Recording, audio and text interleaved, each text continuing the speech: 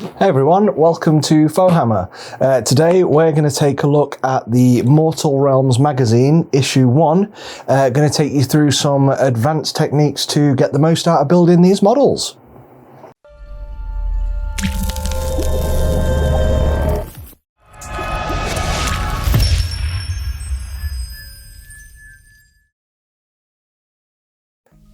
So first of all, before we begin, I'd actually like to know if Mortal Realms is kind of your introduction into the miniatures hobby and Warhammer in general, or whether you've been in it for a while. If you're in it for a while, what is it you're looking to get out of it? Do you want to go through the series of playing the game, or do you want to learn how to build and paint models, or do you just want to get the cheap models that you get with the magazine versus the retail prices? Whatever your reason, it'll really help me direct this series of videos going forward. So if you can, just leave a comment below and don't forget to like, share, subscribe, all that. But I really want to know what people want to get out of this magazine.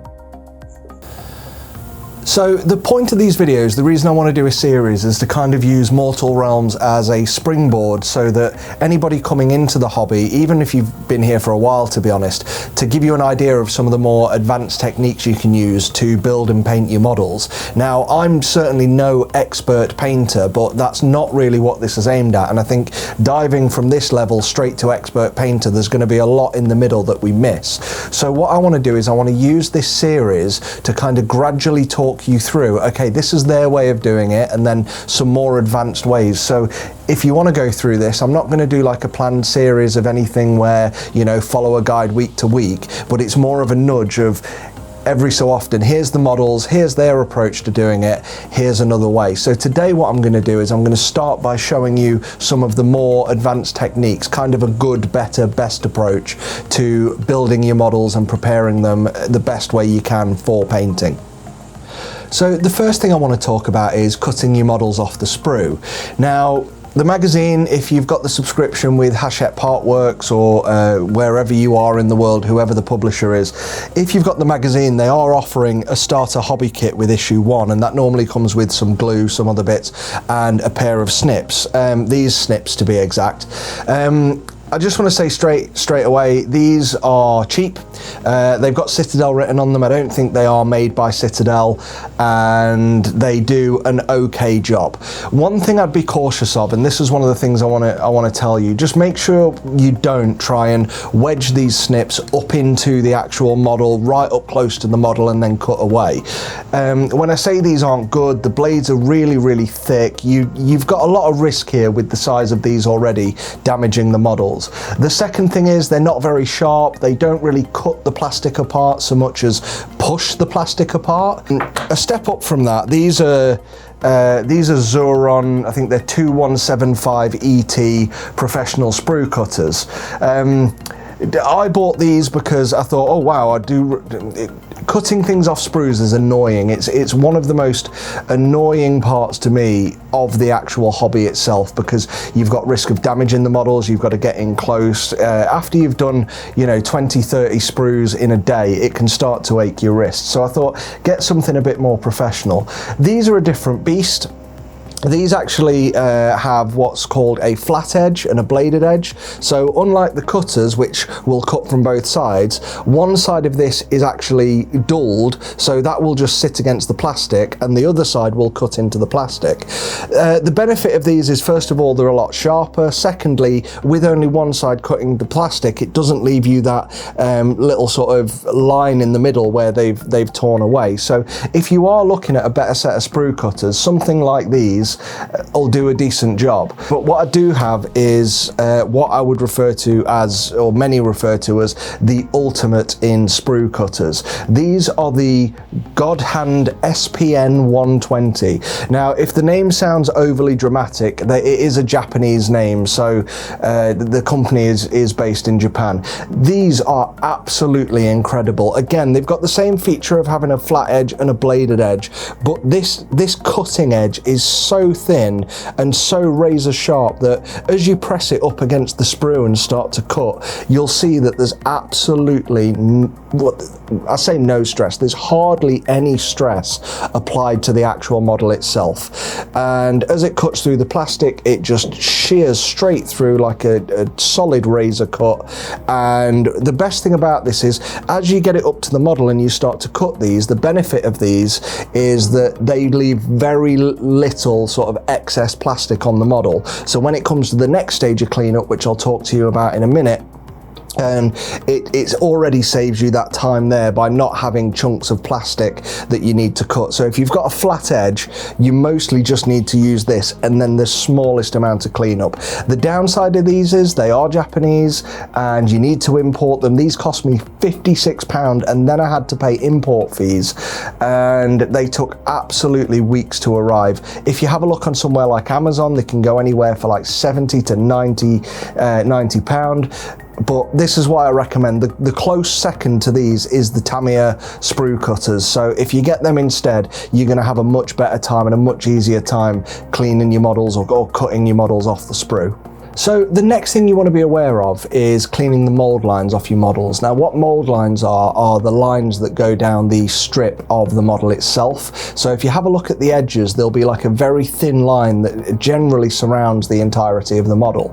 They're sometimes hard to see because Games Workshop especially are getting really good at hiding these mold lines in areas of the model that you won't actually see when they're connected together. So that's really smart and it's saving us a lot of the time. Nevertheless, when they are there though and you put them on a painted model, they can be incredibly unsightly, so it's best to just get rid of them and get them out of the way. This here's the one that you get again in the Citadel collection, and it's basically like the Citadel mold line remover except the handle's missing, so it just looks like the end. This does a pretty decent job. I mean, for a beginner you can scrape them away with this and it'll do the majority of the work for you. It's not something that I'd say chuck in the bin, it's not brilliant. The thing that I would use, and this is because it's got so many uses and it's just an essential part of your toolkit that you simply do not get as part of the Mortal Realms collection, and that's a hobby knife. Now, I wouldn't just get any hobby knife, I'd get an Exacto knife. The reason I'd get an Exacto knife is because the blades are good, they have been for decades, and these are cheap as chips. Now, it is kind of the go-to knife for any kind of hobby, and there's a couple of sizes. This is the size 1 and it takes what I believe are the size 11 blades. Yep, that's right, the size 11 blades. Get one of them, it's going to cost you £2 or £3. You'll probably get some blades with it. Try and get the original brand so you know all your blades are going to fit. But this is absolutely brilliant for just scraping away those mold lines on your models. Once you've cut it off the sprue, you'll have a little bit of sprue left on your model, and just use this to shear it off and then use the bladed edge to just scrape away any of those mold lines. If you go too heavy, it can leave a flat edge. Just go really light and you can get away with it. The fact that you don't have to keep swapping tools to do different jobs makes this one of the most invaluable things you can get in your hobby kit. I'll put some links down below, but seriously, if you haven't got one, it's less than half of an issue of Mortal Realms, and go pick one up, they're brilliant. What you've got in this issue are easy build models. So these models have got sort of little stumps on them and they go into recesses on the other side of the model and you just push them together. So they're the easy build, or also known as push fit. They're pretty good because you don't have to really worry about with glue and holding things in places forever and lining things up. One of the things that you can do with your push fit models is sometimes the stumps are a bit long, sometimes they're a bit wide. So what I'll tend to do, again, Exacto knife, is just get the stump or get the actual model and just slice this stump directly down the middle, so that well, I say down the middle, just sort of take an edge off, so that instead of it being a full circle, there's just a little bit of a sort of like flat edge, and that just gives it a bit more playroom, so that when you're pushing them together, it doesn't, you know, try and fill up the whole space. So trying to push an exactly sized plastic sort of peg into an exactly sized plastic hole, you can get a little bit of pushback, so they won't always push back together. As well, the same for the depth of those pins. Just take, you know, a few millimeters off the top, and what you'll find is they'll push together much easier and you'll get a much more flush finish. So if you're ever finding gaps, you shouldn't be stressing yourself trying to really push them together. Just take them apart, or before you even start, just cut down the edge, cut the top off, fit them together. They'll be a bit loose, but we're going to use glue anyway. More on that in a sec. So the next thing you need to do once you've started cutting the parts from your sprue and you've got them all ready and they're built up ready to be glued together is, surprisingly, glue them together. Now, Games Workshop sell this. You'll get it in your beginner pack if you subscribe. You can pick it up. I'm not sure how much it is. It's probably overpriced if I'm honest. But this is plastic glue, and the way this works is you should apply it to both sides that you're going to glue, leave it for a couple of seconds, and then that'll actually start to melt the plastic, so that when you put the plastic together, it'll actually fuse and create a solid bond. The problem with this is that the applicator, so you've got this metal tube and then you turn it upside down and it'll drop out, and you've got to apply it in drops. Whoever thought that this was a good applicator for anything that's, well, for glue that melts plastic when you're applying it to plastic? Absolutely ridiculous. There's one thing I use these for, and that's to refill this. Now, we'll get rid of that. This is Tamia extra thin cement. They also do, I think it's just called Tamia cement. And the beauty of this is it's pretty much the exact same stuff. I'm pretty sure I've refilled this with that. But both of these, basically the extra thin comes with a really thin nozzle.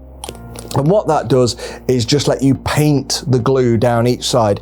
Now, the extra thin's really good because it doesn't run as much, you've got a lot more control, but then it dries out a lot quicker. So normally by the time you get to the second side, you've got to apply a coat of glue to the first side again. But save yourself the nightmare of having glue run down the outside of your models, then you try and grab it to recover yourself, you get glue on your fingers, then you touch the model, then as soon as that happens, the model's surface is essentially ruined. So yeah, save all that time, get some extra thin cement, again, £3 or £4, it will last you the entire Mortal Realms series and then some. Pick this stuff up, seriously, you'll thank me. So the next thing you're going to want to deal with is gaps and holes in your model. So even once you've cut them apart and stuck them together, you'll find that there's normally holes and lines and openings down where two pieces go together. If you've gone quite thick with your glue on both sides, as you press those parts together, what you'll do is find either the glue or semi-melted plastic has started to come out of them holes. That's generally okay because you can sort that out in the next step, but I tend to try and avoid that, be really thin with my glue, just hold them together so that it gives me a bit more control. Games Workshop again have been really good lately about hiding some of these. So as you'll find from the Stormcast models in here, the first one that you cut off, there's a flat surface that should be the sort of like skirting area, and that's got 3 parts that fit together. Now the gaps in that sort of in that robe are very, very visible, but they've covered it by putting the shield right there, so it actually covers it down. But when you haven't got that, which happens quite a lot and will throughout the series, you've got to be able to deal with them mold lines. So the best thing to do is, yet again, if you use the Tamia extra thin cement, what you can do is just run a line of this down that mold line and then just squeeze it together again. And it's sometimes enough to just melt the plastic and give you a bit more, sort of like fill that hole a bit. If not, run 3 lines down, that'll do. Another way of doing it, you can put a bit of super glue in there. So what some people will do is get like a little pin and pour some super glue out onto a little bottle cap or something like that, and then they'll run that super glue down the gap. We'll sort out any excess in a minute, so we'll cover that. One of the better things for it though that I've found is this, although it takes a while to dry. This is again another Japanese product. It's Mr. Hobby Dissolve Putty. I actually got this tip from a guy called David Soper, who is one of the world's best miniature painters. So please, I'll put a link down below, but go and check out David Soper and his work. The guy's been painting for years and he's all around just a great guy. So if you want to see how far you can take painting, he's a great example. One of many, but a great example. So this stuff, this is sort of like alcohol based, and what you do with this is you first of all get some cheap brushes, and with your cheap brushes just dab it in, run it down the line like anything else, be a bit excessive with it and it'll go over the top. And what this works as, this is essentially a gap filler. It's made to do that exact job. As it dries, it'll reduce down. It'll take a good day to set properly, but what that'll do is that'll completely fill the gap that you're trying to fill, and then we'll sort out any of the cleanup in the next step. So again, doesn't cost much. I think that's maybe £7 or £8, and if you want to get the best out of your models, you can use the glue, you can use the super glue if you've got some lying around, but if you really want to make it easier and you're happy to wait until the next day for it to dry, brilliant stuff. Highly recommend picking this up. So the next thing to do is to look at cleaning up the models. So if you have decided to fill those gap lines, then what you've normally got is a little bit of excess hanging over. What a lot of people do is look at ways of cleaning that up. Now you can use hobby files, but to be honest, on the plastic models that we're dealing with, these tend to be just a little bit too harsh. What people then do is look online for some sanding sticks. Now these are quite good. These are a pretty popular brand, but and they come in different grades. So you can start with quite coarse, but to be honest, something like medium and fine is normally the best thing to start with on these.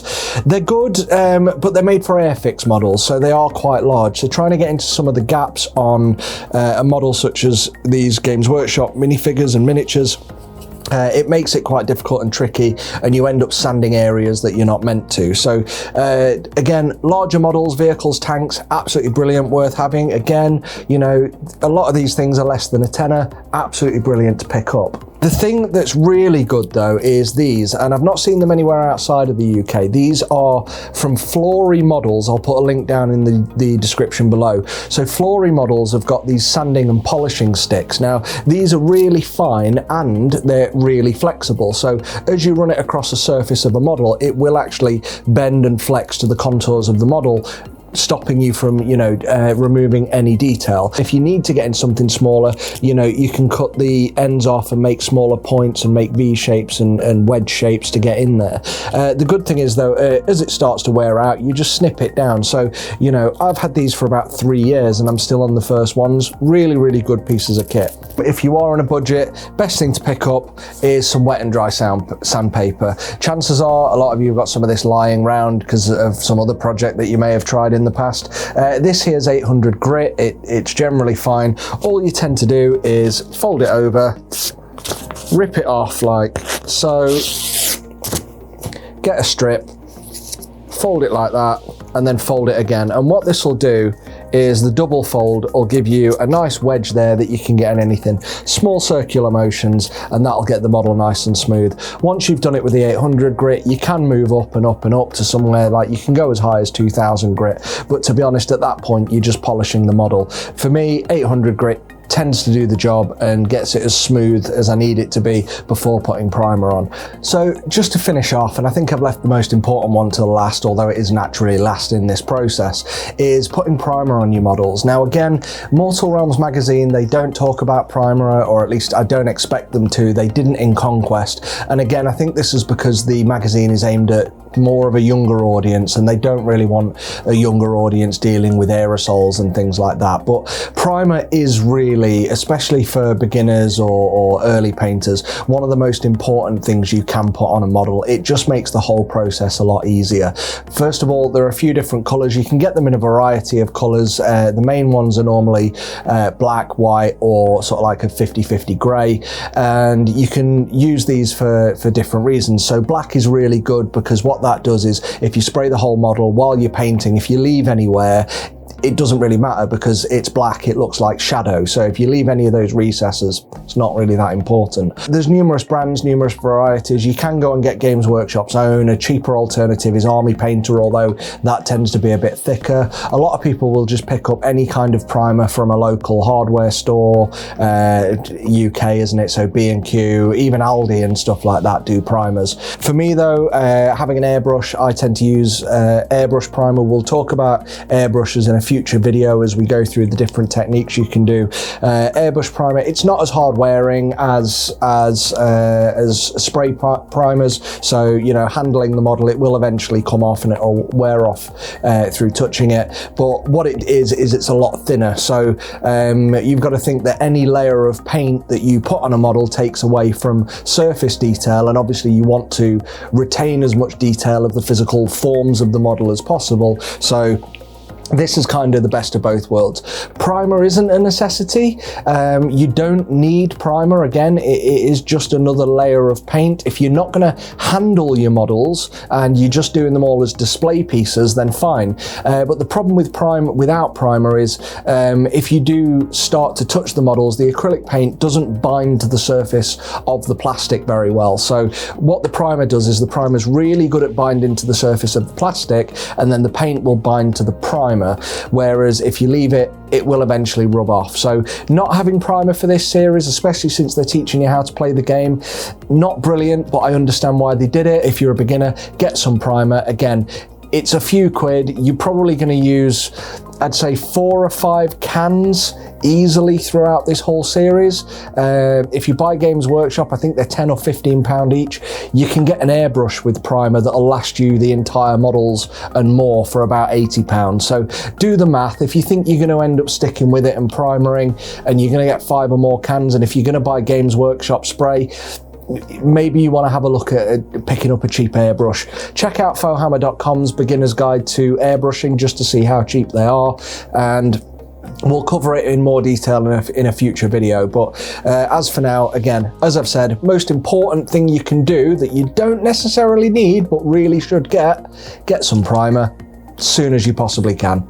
So that's it, guys. That's the end of the first video. As I say, I'm going to use Mortal Realms. I'm going to do a few of these to talk you through some of the techniques, so give you a better idea of how far you can take painting. As I say, I'm not expecting anybody to follow along on anything, but I just want to be able to have a look at what they do and show you how far you can possibly take it. So stay tuned, like, comment, subscribe, tell your friends, visit fohammer.com. Have a good day. Fohammer out.